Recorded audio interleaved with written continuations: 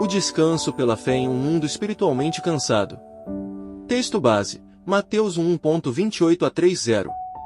Venham a mim todos vocês que estão cansados e sobrecarregados, e eu os aliviarei. Tomem sobre vocês o meu jugo e aprendam de mim, porque sou manso e humilde de coração, e vocês acharão descanso para a sua alma. Porque o meu jugo é suave, e o meu fardo é leve. O primeiro ponto é sobre uma sociedade altamente cansada. São muitas as informações e desinformações. Vivemos em um mundo polarizado em ideologias, discursos e achismos. Vivemos em uma era de espiritualidades, porém, infrutíferas. Na época de Jesus, no Israel antigo, o contexto social era decadente, as pessoas eram oprimidas pelo Império Romano, pelas tradições dos fariseus e saduceus e pelo misticismo grego. Podemos ver nos relatos dos evangelhos, pessoas exaustas e cansadas do sofrimento, acolhidas por Jesus.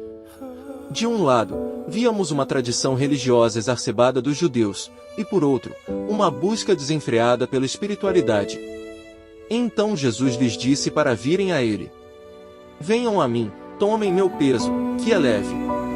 Ele estava fazendo um convite a deixarem de lado os extremos, como que dissesse a eles, deixem esse fardo pesado, o fardo da tradição em excesso, o fardo das ideologias, das obras em excesso, do espiritual em excesso. Aprendam a descansar em mim, a crer em mim. O segundo ponto é sobre a fé que traz o descanso.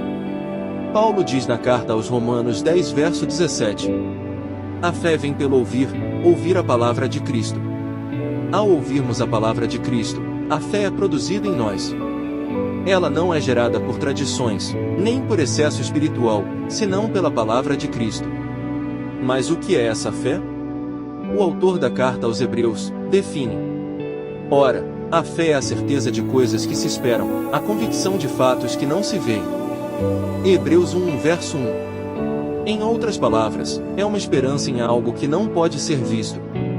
É como um navio que âncora. Sabemos que a âncora está lá, assegurando a firmeza, embora não a vemos.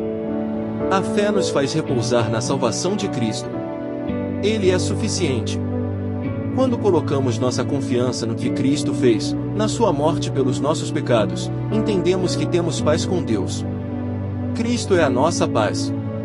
O terceiro ponto dessa mensagem é sobre os extremos da tradição religiosa e da espiritualidade desenfreada.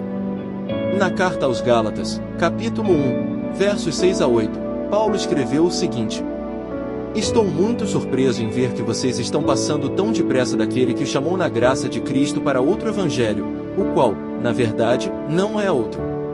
Porém, há alguns que estão perturbando vocês e querem perverter o evangelho de Cristo. Mas, ainda que nós ou mesmo um anjo vindo do céu pregue a vocês um evangelho diferente daquele que temos pregado, que esse seja anátema. A preocupação de Paulo para com a igreja na Galácia era o fato deles estarem se desviando dos conceitos da doutrina saudável, ou sã doutrina, como ele mesmo dizia.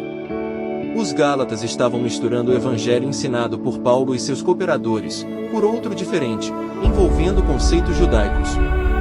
O perigo que Paulo e os apóstolos de Nosso Senhor enxergavam nesses conceitos, tanto judaicos quanto místicos das filosofias gregas, era o desvio da graça divina. Isso nos leva a entendermos que a Bíblia é a única forma de permanecermos na pureza dos ensinamentos de Nosso Senhor. Mas você então me pergunta, qual a importância entre o que está escrito e o que é ensinado diferente? Eu então respondo, isso depende de como você entende os ensinos de Jesus. Se você os enxerga como uma religião qualquer, então, de fato, não há importância alguma ter essa diferença. Nesse caso, você é livre para acreditar no que for mais conveniente para você.